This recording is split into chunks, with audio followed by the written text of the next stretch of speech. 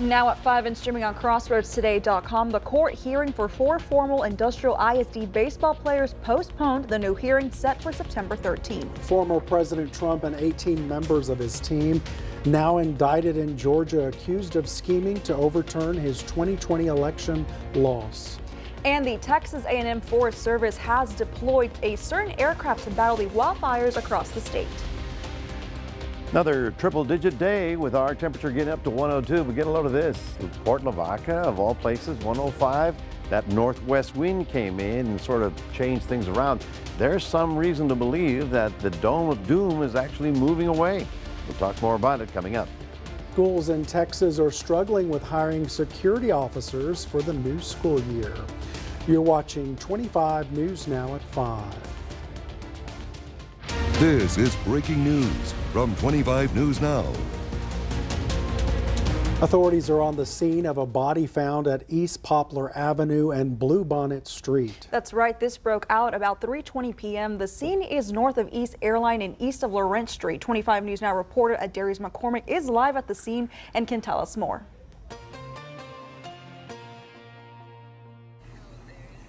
That's right, James and Karina. We responded to a body around 4 p.m. on the 2900 block of Bluebonnet Drive. Around 4 p.m. Witnesses say that the home that the body was found at has been abandoned for 6 to 8 months. So the man is a drifter and there's no foul play suspected. However, it is 100 degrees outside, so being out in this heat could have played a part in the death. We don't know much now, but we will keep you guys informed if you come to crossroadstoday.com. Reporting live in Victoria, I'm Darius McCormick, KVU TV, 25 News Now. Darius, thank you. The court hearing for these 4 former Industrial ISD students postponed this morning. The 4 former baseball players are indicted on charges of organized criminal assault. The hearing will now take place September 13th. The 4 men are accused in an assault on April 27th as the baseball team returned home from a game. The Texas Education Agency is also investigating how district administrators handled the report. The search for Seadrift local Susie Escobedo continues. She was declared missing August 2nd back in 2018. Escobedo's family continues searching for answers 5 years later, and the family has grown frustrated over what they call a lack of police response and urgency. The Calhoun County Sheriff's Office says they understand the family, but there's only so much they can do. They say leads have gone cold and witnesses are reluctant to speak. We literally lost sleep over this case.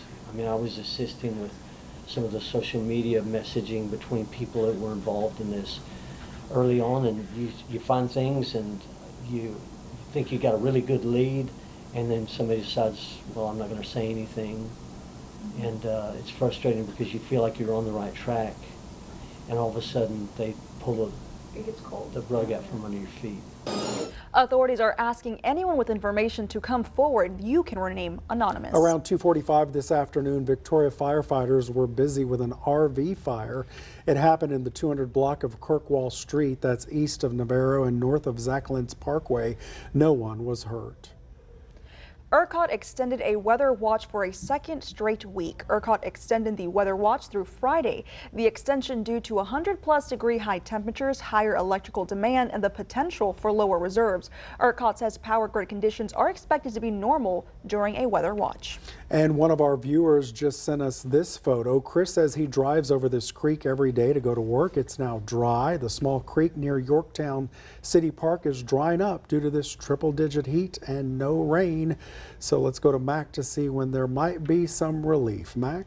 Well, thank you, James. We had a teeny bitty chance of some shower activity today, but it was at minimal. You can see how the clouds rolled in this morning, and then this afternoon we picked up that northwest wind, but that is what put us on the hot side of things. Get a load of that. It's 104 now, and our high is 104. We already beat the record. So record high temperatures for today. However, the Dome of Doom looks like it's going to be moving around. Let's see what it does for our weather coming up in just a few minutes. Authorities have contained a large mulch fire in Houston to the landscaping facility where it started. They plan to let the fire burn itself out. The fire was first reported Sunday afternoon. More than 100 firefighters responded to the blaze. Houston's fire chief says no one was hurt. Those with respiratory issues were encouraged to stay indoors or put on a mask outside. No word on how that fire started. The Texas A&M Forest Service has brought in multiple aircraft to help in fighting wildfires across the state. It's a giant yellow beast. It's made to fight fire. That's all it's made to do. That's all it does. Alec Kirby has been a super scooper pilot for 2 years. We've been flying every day while we're on shift. And so all of the guys here that fly and gals, we love flying. There's not many people here who look at it just as a job. His plane is one of 30 brought in by the Texas A&M Forest Service just a couple weeks ago to help fight wildfires across the state. 95,000 football fields worth of land has burned so far. The bulk of that has actually burned in the last 6 to 7 weeks. Associate Director and Fire Chief Wes Moorhead says taking the fight to the air helps control the fires with excellent precision. They are well received on the fire line. As an instant commander, as a firefighter, when you see aviation assets like the Super Scoopers come, you know that action is going to be taken on that fire. You know that help has arrived. The Super Scoopers use water from nearby lakes for rapid delivery. They can carry 1,400 gallons of water, the equivalent of 3 fire engines. Really, if you have a lake nearby, it's the best plane for it because you can just hit the lake, hit the fire over and over and over. Alex says the hard work happens on the ground, but the real joy is doing what he can to help. We don't put the fires out. We just kind of hold it and keep it until those guys can get on the ground, dig lines, push a dozer line, whatever it takes. There were nearly 3,000 fires across Texas since the beginning of this year.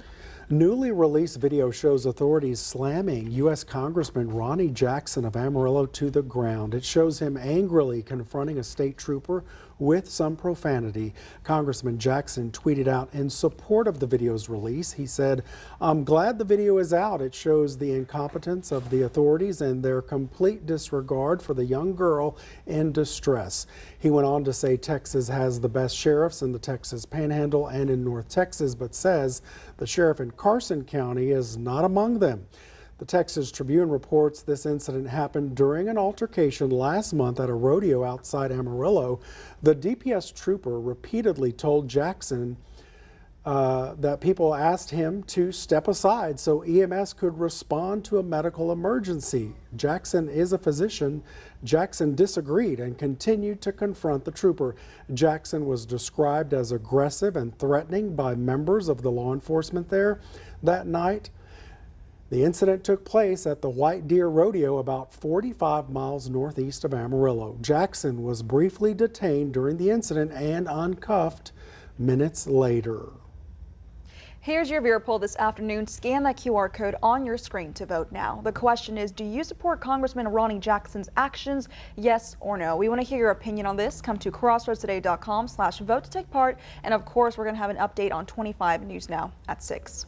Now, Texas is requiring schools to have security officers, but the state isn't providing the districts the funding for it. House Bill 3, the school safety bill, requires, among other things, a resource officer on every school campus. There are federal dollars to apply to help with the funding issues, but there are other issues. The shortage is forcing schools to fight each other to hire officers and meet the state's mandate. The superintendent hopes the legislature will hold a special session to provide more schools or more resources for schools. Capitol Police in Jackson, Mississippi are searching for at least 2 suspects involved in a shooting at McDonald's. The interim Jackson police chief is now speaking out. These are big holes. These are assault rifles. That's what it appears to be to me. That hole. This is double-plated glass. Monday, interim Jackson Police Chief Joseph Wade took a look at the aftermath of Saturday's shooting that left this McDonald's off Woodrow Wilson and Bailey Avenue riddled with bullet holes. Here's the playground area.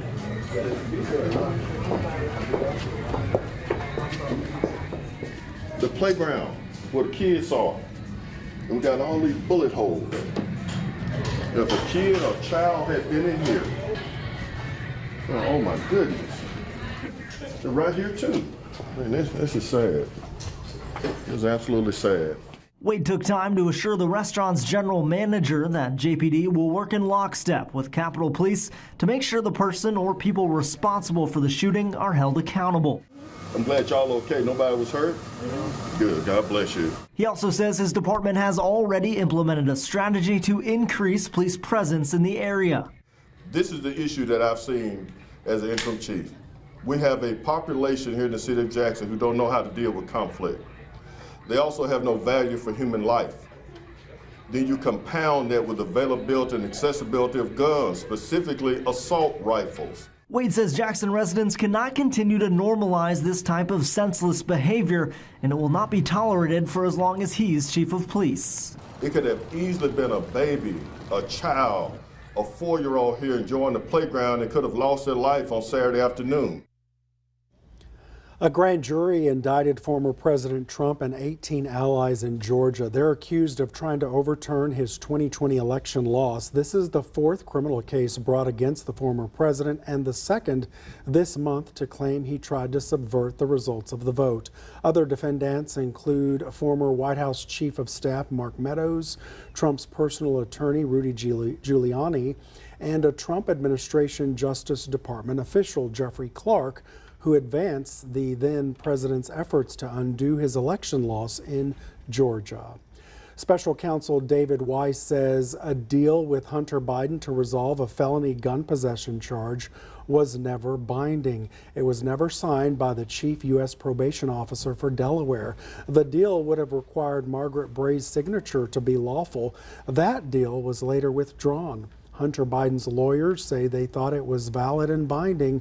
Hunter Biden's lawyers have tried to amend the deal after July 26 when a federal judge refused to accept a plea agreement on 2 tax charges. They reached an impasse with prosecutors and no deal was made.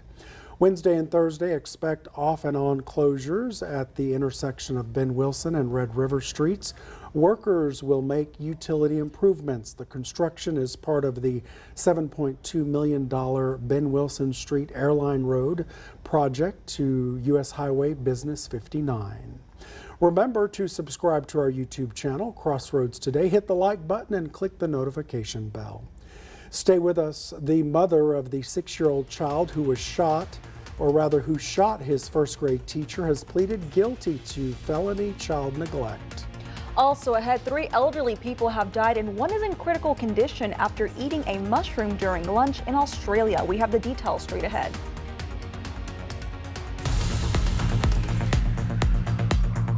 Hi, I'm Detective Kelly Gibbs with the Victoria Police Department. Victoria Crime Stoppers is seeking to identify this person in connection with a case reported to the Victoria Police Department. On July 26, 2023, an unknown man entered a home at the 3300 block of Meadow Lane Street sometime between 5 p.m. on July 25th and 1:30 a.m. on July 26th. The residents did not know the man. The suspect is described as a Hispanic male, closely shaved hair, tattoos on his upper chest and both arms. The suspect was not wearing a shirt but was wearing jeans, a belt, and ankle-high boots or shoes. If you have any information about the identity of this person, please call Victoria Crime Stoppers at 361-572-4200. You can also submit a tip by using the P3 Tip app on your Android or Apple device, or by visiting our website at www.crimestoppersvictoria.com. All tips are anonymous, and if you give information that leads to an arrest or charges being filed, you could earn a cash reward. With the Victoria Police Department, I'm Detective Kelly Gibbs.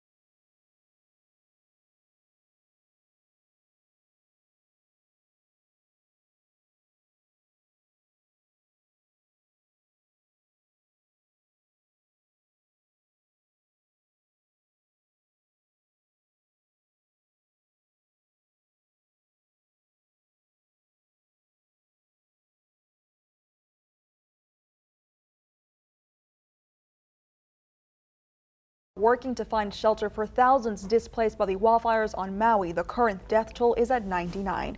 Workers have only searched 25% of the burned structures there. Meanwhile, the wildfires are still raging on some parts of the island.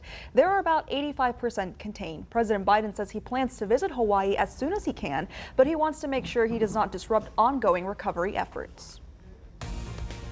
Authorities in Australia are investigating the poisoning deaths of 3 elderly people. They are believed to have eaten a death cap mushroom during a lunch last month at the home of Irene Patterson, a former daughter-in-law.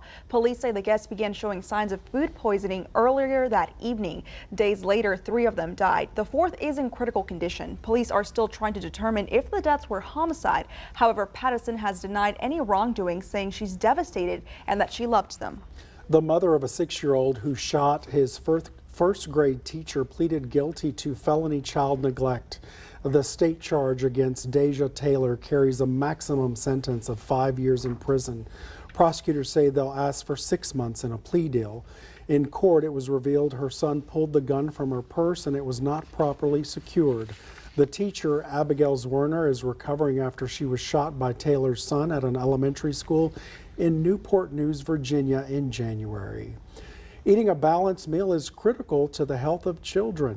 A report released by the CDC shows more than half of children in 20 states didn't eat a single vegetable daily the week before they were studied.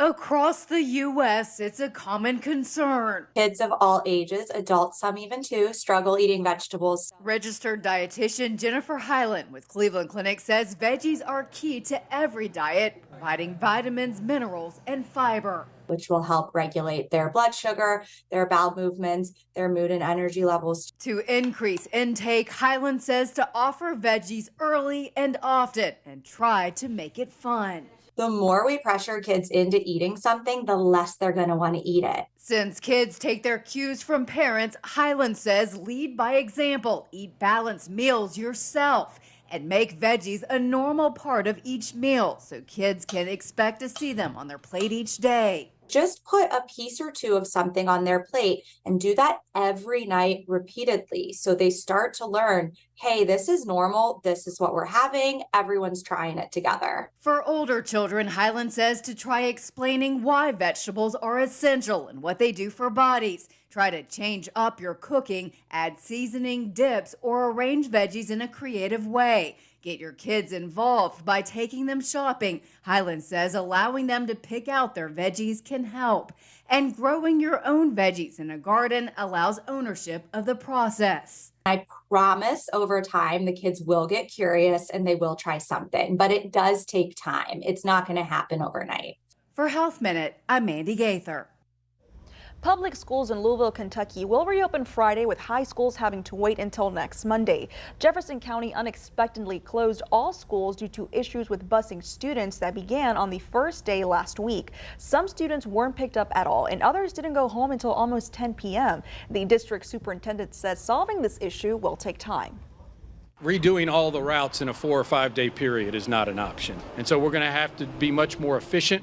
We plan on working at that through the fall and hopefully making some adjustments at the fall break. The district has made some short-term changes. Parents can use new technology on the buses to see exactly where their children are. The district will also have vans with drivers to take elementary school children home or back to school if an adult is not waiting for them at a stop. Well, I have some breaking news in the weather department, folks. Look at this. Look. A little shower over in Bay City. Another little shower not far from Palacios.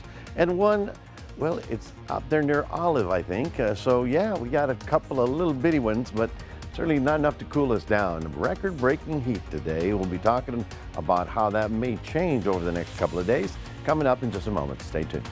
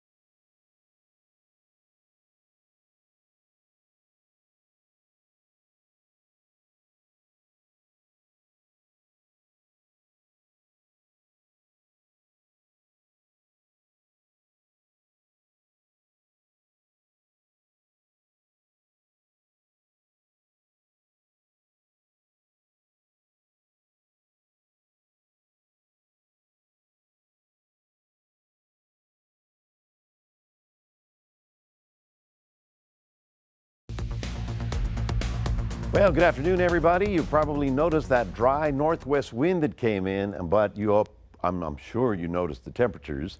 Get a load of this, folks. We were 104 here in Victoria, 105 in Port Lavaca, 103 in Gonzales, and 107 in Bay City.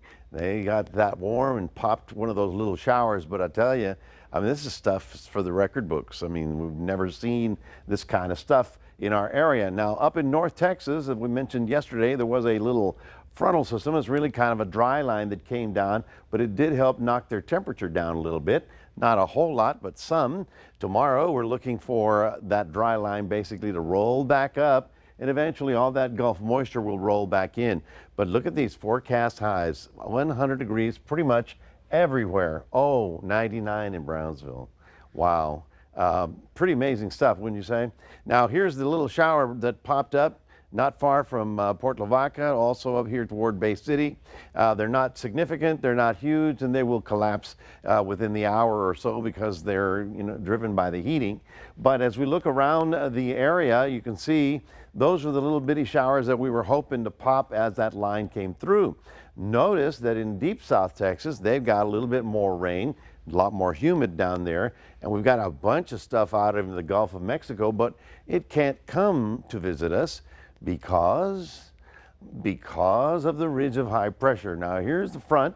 You can see how we've got north winds north of it, and obviously the Gulf moisture has been suppressed down into the Gulf of Mexico. But all this is very hot and very dry right about now. Now, this thing's actually going to back up by tomorrow.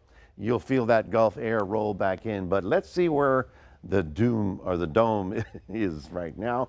You can see how it's actually going back up to Utah. That's going to allow some of this Gulf moisture to start sort of drifting toward us. Then as we get to Thursday, Friday, the dome is now moving to the Midwest. So St. Louis, Chicago, Rapid City, they're all going to be into this ridiculous heat wave. But this is so far north that it's going to allow some of that Gulf moisture to drift in. Therefore, in the long term, we do have some chance of getting a little bit of shower activity as we get closer to the weekend. You might have noticed that we've got now this is the forecast now. The forecast is for a tropical storm to go up through Baja California, fall apart, and then come into Los Angeles with some rain. That is about as weird as anything I've heard in weather, but that's what the computer models are bringing us right now, and we'll wait and see how that evolves. Down in the Atlantic, it's now in the peak season of hurricane development. We have two areas, but they have a 30% chance of developing into a tropical system. Let's just say the following. We'll be watching them daily. You don't have to worry about it. If anything evolves, we'll certainly jump all over it. So let's go see your local forecast. We're looking for the morning low in Port Lavaca getting down to 80 and then up to 99 by the afternoon, more reasonable. And the day planner for Cuero down to 77, but still on the hot, dry side at 104. Now, it's still going to be hot all the way through the weekend, starting Sunday. I know you've heard me say this before, but I'm feeling good about getting some sort of rain activity around here by the beginning of next week. That's your 7-day forecast. We have this QR code. We'd love for you to scan that and put Crossroads Today on your phone. James, Karina, back to you. Mac, thank you. Up next on 25 News Now at 5, we'll take a look at Wall Street, plus U.S. retail spending way up for the month of July.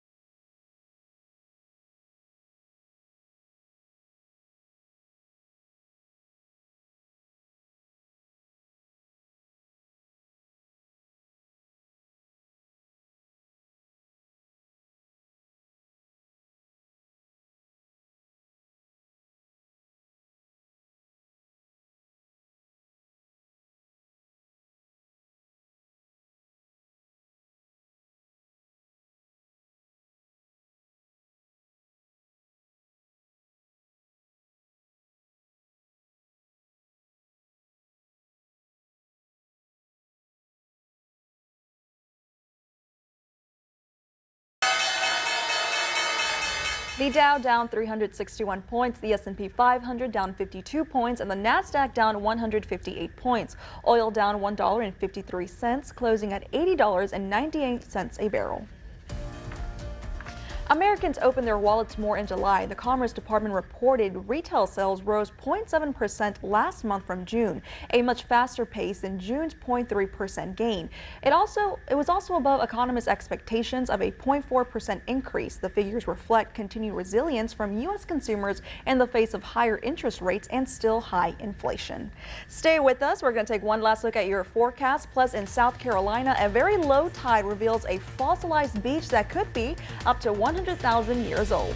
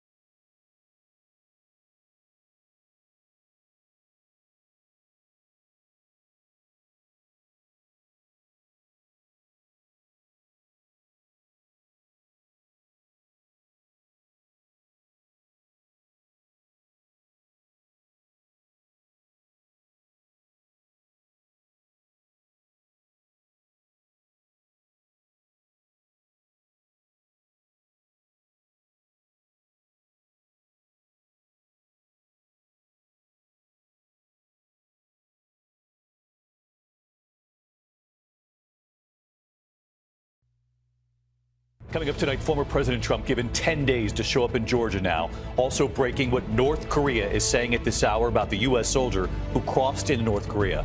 What Maui authorities have now revealed tonight, and major storms set to hit the east. Ginger times it out next. These fossils uncovered along Myrtle Beach, South Carolina, could be up to 100,000 years old.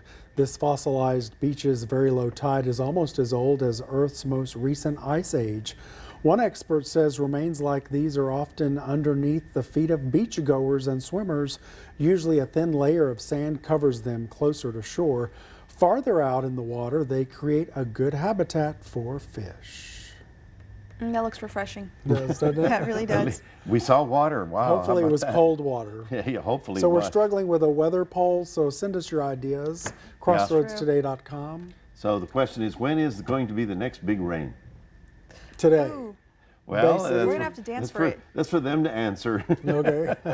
Well, folks, today we went up to a record. We got up to 104, and it looks like it'll stay like that as we have this very dry air on top of us.